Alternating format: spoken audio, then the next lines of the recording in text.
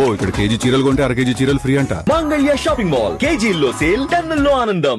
సత్యసాయి జిల్లా మడకసిర కెనరా బ్యాంక్ లో భారీ గోల్డ్ లోన్ మోసం కేసుని ఛేదించారు పోలీసులు. ప్రధాన నిందితుడిని అరెస్ట్ చేసి 30 లక్షల రూపాయల నగదుని స్వాధీనం చేసుకున్నారు.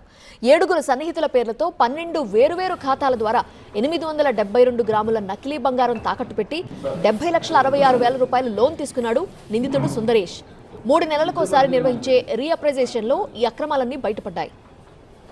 నకిలీ బంగారంతో లోన్ తీసుకున్న సుందరేష్ హార్స్ రేసుల్లో భారీ బెట్టింగ్లు నిర్వహించేవాడని విచారణలో తేల్చారు పోలీసులు. మడకసిర మధుగిరి రోడ్డు క్రాస్ దగ్గర నిందితుడిని అదుపులోకి తీసుకుని నగదు రికవరీ చేశారు.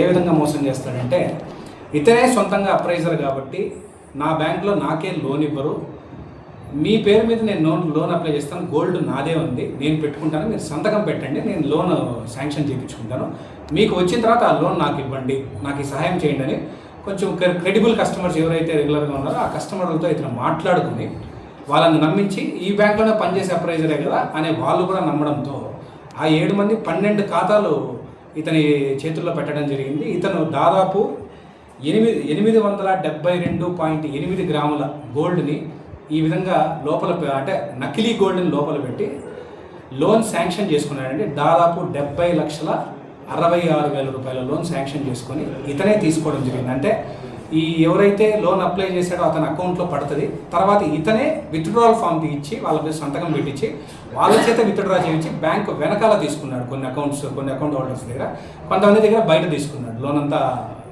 వచ్చిన తర్వాత.